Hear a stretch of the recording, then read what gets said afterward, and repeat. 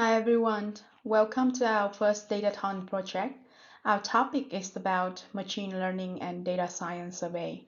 We are from Ripsik with Anika, Poonam, Diego, and Jody. First of all, we'd like to give a brief introduction about our project. Our project has this main objective. We'd like to analyze respondent demographic data as well as the impact of educational level and years of machine learning experience on their yearly income and job titles. Basically, we'd like to research the yearly income of the data analyst role. Along the way, we will talk about our data wrangling and visualization process. At the end, we'll come up with our conclusion and recommendation. Hello everyone, my name is Poonam and today I will be diving into the demographics of our respondents, focusing on factors such as age, student status, country of residence, education level, and gender. Our objective is to thoroughly analyze and understand the distribution and characteristics of respondents based on these key demographic factors. By doing so, we aim to gain valuable insights into the diversity and representation within our dataset, which will provide essential context for further analysis and interpretation of the data. To kick things off, we began by restructuring the data set provided with the assignment. We organized into more manageable tables and relocated the demographic columns into a separate Excel sheet. Our first demographic analysis focused on examining the respondent count by age group. One notable trend indicated a significant presence of younger individuals in this dataset, as age group of 18 to 34 emerged as the most represented demographic. Additionally, it's worth noting that across all age groups, men consistently outnumbered women in the respondent counts, indicating a higher level of participation from males in the survey data. As you can see in image 2, this disparity in gender representation can be attributed to the fact that majority of the respondents in our survey were males, constituting 76% of the total respondents. However, it is encouraging to see in image 3 that both non-student and student respondents were equally represented, highlighting broad engagement across different segments of the population. Furthermore, as you can see in image 4, our analysis revealed that India and the United States of America are the countries with the highest participation rates, underscoring a strong engagement from individuals in these regions. Lastly, in image 5, we observed that majority of the respondents hold higher education qualifications, which will be further explored to ascertain any correlation with the yearly compensation. Hello everyone, I'm Anika and I've analyzed the yearly compensation trends among Canadian respondents based on their educational backgrounds. Our objective was to uncover any correlation or patterns between education and compensation for respondents in Canada. So one striking observation across all income brackets, as you can see here, is the prevalence of respondents holding a master's degree. So basically, for the surveyed Canadian population, a master's degree stands out as the most achieved level of education. And also, despite expectations, our analysis did not reveal any clear correlation between education level and yearly compensation. So, contrary to common belief, we can say that higher education doesn't necessarily translate to higher compensation for the surveyed Canadian respondents. Hello everyone, my name is Diego Salcero, and the next question is, what is the average yearly compensation of data analysts with less than 3 years of coding experience by country? The objective is to investigate the differences in yearly compensation, and we take a look at the chart. We can see Singapore and Australia at the top with around 100K.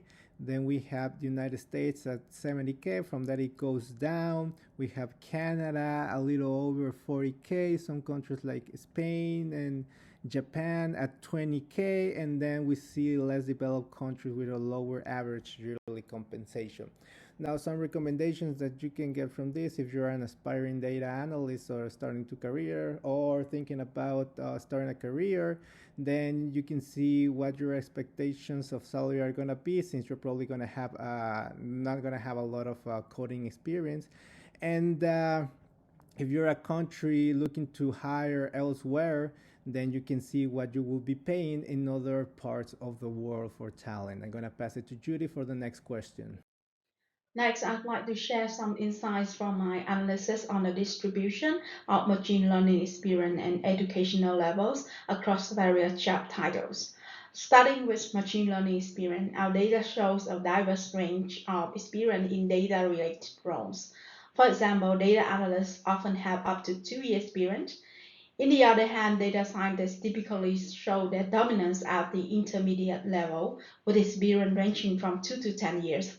More advanced levels, like research scientists and professors, possess a significant experience over 10 years.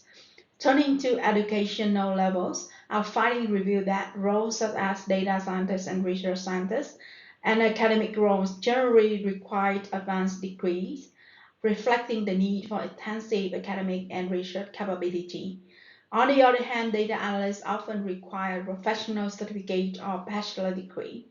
Machine learning engineers show a good mix of educational background, from non-formal education to doctoral degree.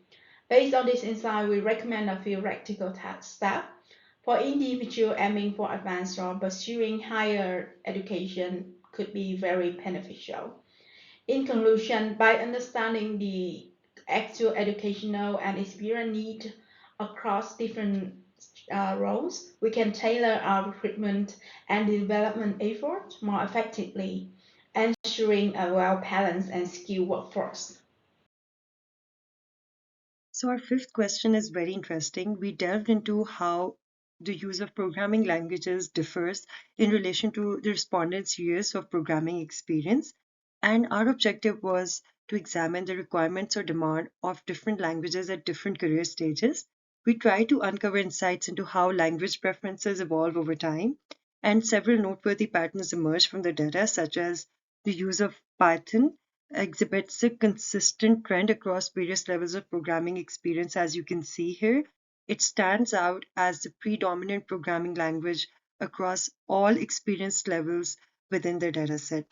For R, um, the use is less prevalent among early career professionals, but it gains traction among those with more experience. And similar to R, there's a noticeable uptick in JavaScript usage with increasing programming experience, yet it is the most unpopular programming language in our dataset. Now over to Diego for the conclusion. For our conclusions, the majority of respondents were from India. Also, the majority had bachelor's and master's degree.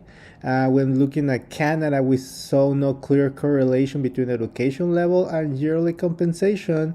And for data analysts with less than 3 years of coding experience, we noticed that in the majority of countries, the average yearly compensation is less than 20K. Python dominates usage across all experience levels, and also while data related roles are open to all educational backgrounds, if you want to further your career, further enhancements are recommended. Thank you.